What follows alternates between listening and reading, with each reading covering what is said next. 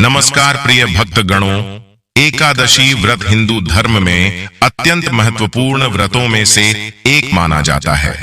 यह व्रत भगवान विष्णु की आराधना और उपासना के लिए रखा जाता है। एकादशी व्रत हर माह में 2 बार आता है, एक शुक्ल पक्ष में और एक कृष्ण पक्ष में। सभी एकादशियों का अपना अपना महत्व होता है, लेकिन मार्ग शीर्ष यानी कि अगहन मास की एकादशी अपने आप में बहुत बड़ी विशेष एकादशी होती है, क्योंकि इस दिन से ही एकादशी का प्राकट्य हुआ था, यानी कि एकादशी माता का आज के दिन ही आविर्भाव हुआ था। माना जाता है कि यदि कोई भक्त आज के दिन से एकादशी शुरू करता है तो उसको बहुत अधिक शुभ फलों की प्राप्ति होती है।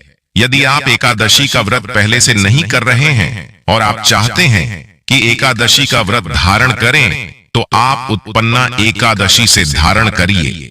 यानी कि हिंदू शास्त्र के अनुसार मान्यता है कि जब कोई एकादशी का व्रत धारण करे तो आज से ही एकादशी का व्रत धारण करें, क्योंकि आज ही भगवान विष्णु से एकादशी माता का प्राकट्य हुआ था।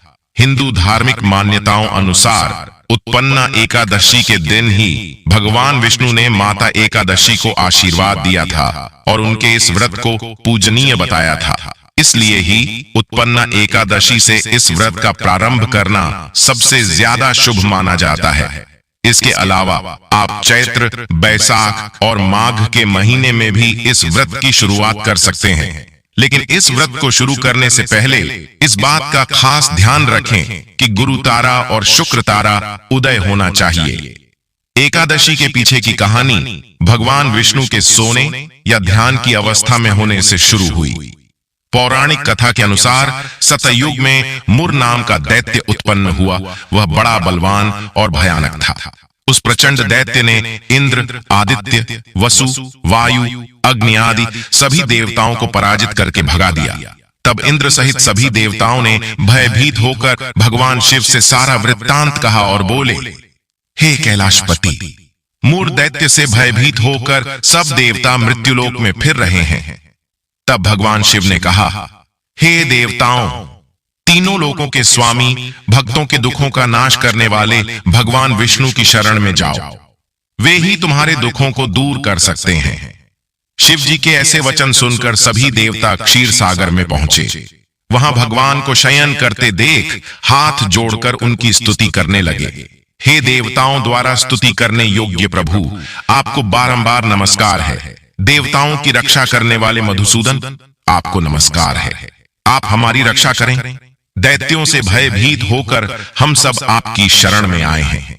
इंद्र के ऐसे वचन सुनकर भगवान विष्णु कहने लगे, हे इंद्र, ऐसा मायावी दैत्य कौन है जिसने सब देवताओं को जीत लिया है?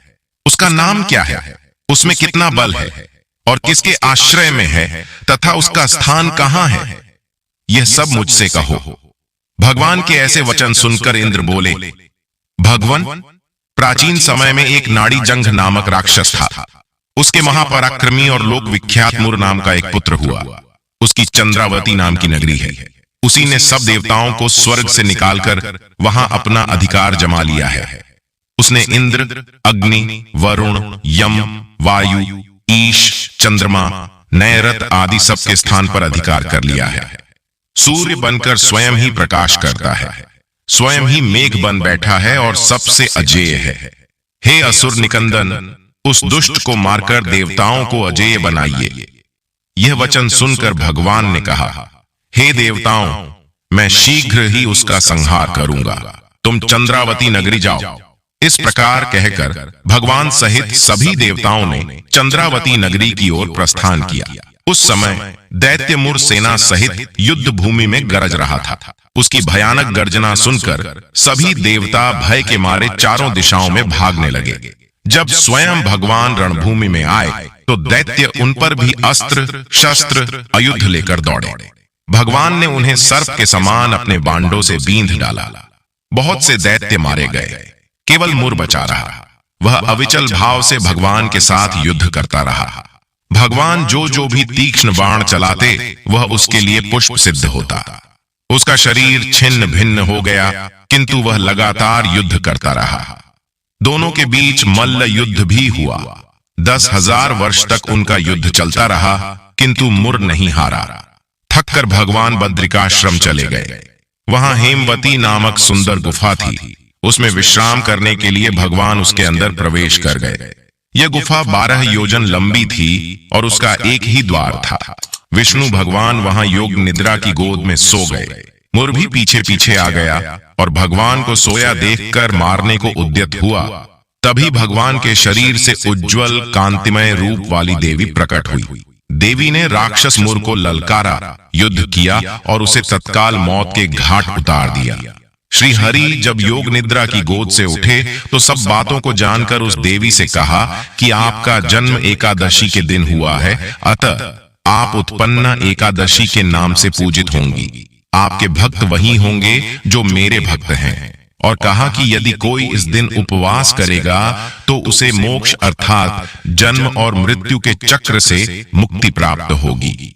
तो अब चलिए हम लोग बात कर लेते हैं कि उत्पन्ना एकादशी व्रत जो है वह हमें कब धारण करना है। तो देखिए, मार्गशीर्ष मास की उत्पन्ना एकादशी की शुरुआत जो हो रही है वो 26 नवंबर की सुबह 1:01 पर शुरू होगी। यह तिथि 27 नवंबर की सुबह 3:47 पर खत्म होगी। उदया तिथि के अनुसार उत्पन्ना एकादशी का व्रत 26 नवंबर को रखा जाएगा। अब चलिए बात कर लेते हैं कि एकादशी व्रत का नियम क्या है। तो सर्वप्रथम जान लीजिए, आप 26 नवंबर को व्रत धारण करेंगे तो आप 25 नवंबर से 10वीं के नियम का पालन करेंगे।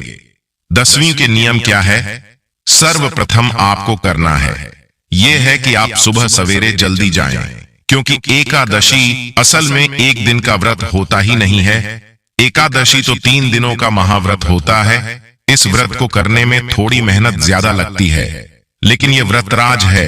यह जीवन से तो कष्ट खत्म करता ही है, मृत्यु के बाद भी बहुत बड़े पुण्य फलों को देने वाला है। तो करना यह है प्रिय भक्तगणों कि आपको एकादशी में 10वीं तिथि को जो व्रतधारी है उनको 10वीं तिथि को जल्दी जागना है।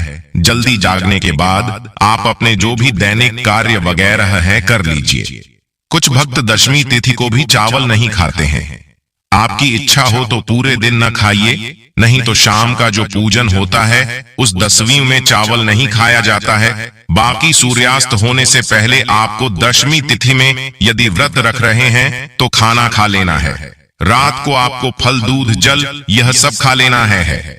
अनाज बस सूर्यास्त होने से पहले जो लोग व्रत रखते हैं उनको खा लेना है। इसके बाद प्रिय भक्तगणों, अब आपको अगली सुबह का इंतजार करना है। अगली सुबह अब आप अपने एकादशी व्रत का पारण करेंगे। पहली बार भी करना चाहते हैं या फिर आप पहले से करते आए हैं तो आपको यही नियम पालन करना होगा। दोस्तों, अगले दिन हम एकादशी व्रत का संकल्प लेंगे। तो एकादशी की जो सुबह होगी, आप सुबह से पहले यानी सूर्योदय से पहले जाग जाएंगे। अपने दांतों को दातुन से साफ करिएगा। दातुन से साफ करने के बाद सर्वप्रथम जो है दातुन से साफ करने के बाद सर्वप्रथम जो है वह नहा धोकर के सबसे पहले सूर्य नारायण को अर्घ्य दिया जाएगा। उसके बाद जो भी आप घर में तुलसी हैं, तुलसी के पास आप दीप अगर अंधेरे पूजा करें तो दीपक वगैरह जला दीजिएगा, जल मत चढ़ाइए। वहीं पर यदि तुलसी की जड़ में आपने शालिग्राम रखा है तो शालिग्राम जी को तुलसी की जड़ में ही स्नान वगैरह करा करके उनको भोग लगाया जाता है। लेकिन आप यदि इस तरह से तुलसी जी की पूजा कर रहे हैं तो आज जल और भोग दोनों ही लगाएंगे। भगवान विष्णु के भोग के लिए अगर आपने पत्ते पहले से तोड़े हैं तो बहुत अच्छी बात है, नहीं तो तुलसी की पत्तियां अगर सूख कर गिरी है तो उनको धो करके भी भगवान विष्णु के भोग के लिए आज की पत्तियों का इंतजाम आप कर सकते हैं। लेकिन यह ध्यान रहे कि आज के दिन आप तुलसी जी को तोड़ेंगे नहीं, किसी भी तरह से उनसे छेड़छाड़ नहीं करेंगे तो यह काम हो गया। उसके बाद हम घर में भगवान विष्णु की पूजा करेंगे। कैसे पूजा करेंगे?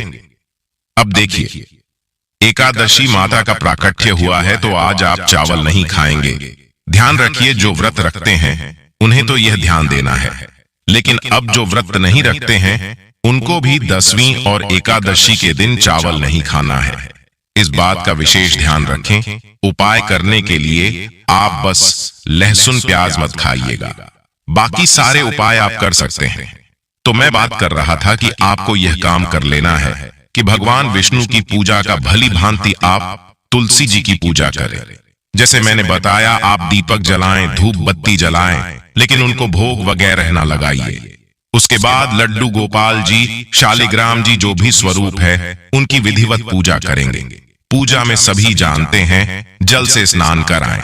सर्दियों का मौसम चल रहा है, थोड़ा सा गर्म पानी से लड्डू गोपाल शालिग्राम जी को थोड़ा सा गुनगुना करके जल से स्नान करा देते हैं तो ठीक है, और नहीं तो ताजा जल, जिनके घर ताजे जल निकलने की व्यवस्था जैसे कि मोटर वगैरह है या फिर नल वगैरह है जिससे ताजा जल आता है, तो उनके लिए कोई दिक्कत नहीं है।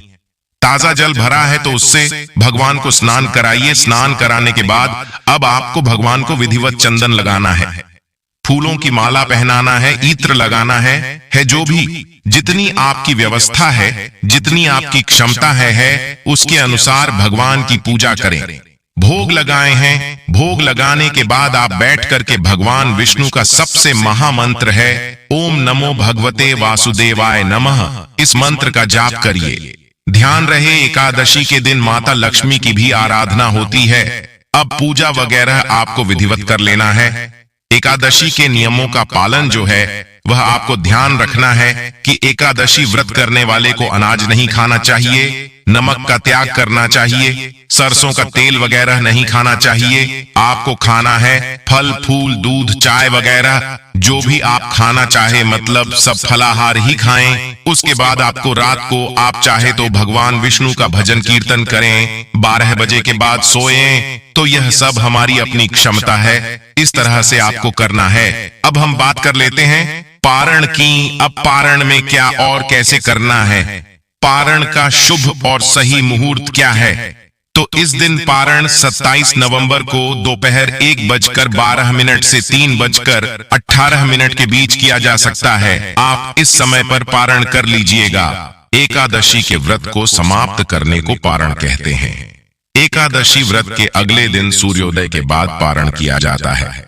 एकादशी व्रत का पारण द्वादशी तिथि समाप्त होने से पहले करना अति आवश्यक है।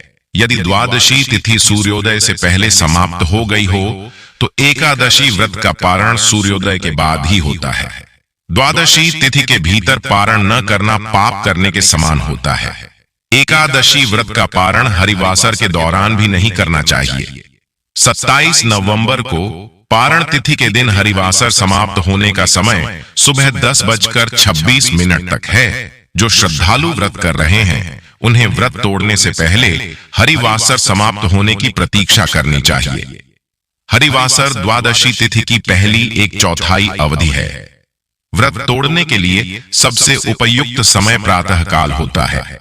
व्रत करने वाले श्रद्धालुओं को मध्याह्न के दौरान व्रत तोड़ने से बचना चाहिए। कुछ कारणों की वजह से अगर कोई प्रातः काल पारण करने में सक्षम नहीं है तो उसे मध्याह्न के बाद पारण करना चाहिए।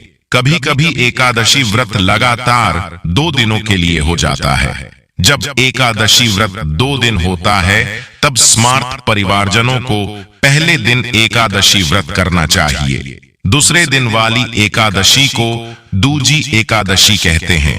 सन्यासियों, विधवाओं और मोक्ष प्राप्ति के इच्छुक श्रद्धालुओं को दूजी एकादशी के दिन व्रत करना चाहिए। जब जब एकादशी व्रत 2 दिन होता है तब तब दूजी एकादशी और वैष्णव एकादशी एक ही दिन होती हैं। भगवान विष्णु का प्यार और स्नेह के इच्छुक परम भक्तों को दोनों दिन एकादशी व्रत करने की सलाह दी जाती है। अब बात कर लेते हैं महा उपाय की कि कौन सा आपको महा उपाय करना है। लेकिन प्रिय भक्तगणों, आप लोग जो उपाय करते हैं तो उन उपायों को कुछ दिन तक लगातार करिए, क्योंकि तभी उस चीज का आपको शुभ फल देखने को मिलेगा। तो आज का जो महा उपाय होगा वह सभी के लिए बहुत अनिवार्य है, जरूर कर लीजिए। देखिए, एकादशी व्रत में सबसे अच्छा होता है, सबसे महत्वपूर्ण चीज आपको बता रहा हूं। व्रत उपवास के बाद आप दीपदान करिए। यह आप अपने घर भी हर एकादशी को यह काम कर सकते हैं। तो आप एक अखंड ज्योत जला दीजिए अपने घर में और यह हर एकादशी को करिए। थोड़ा सा इत्र डालकर अखंड ज्योत जलाएं। आप देखेंगे कि धीरे धीरे आपके घर में धन जुटना शुरू हो जाएगा।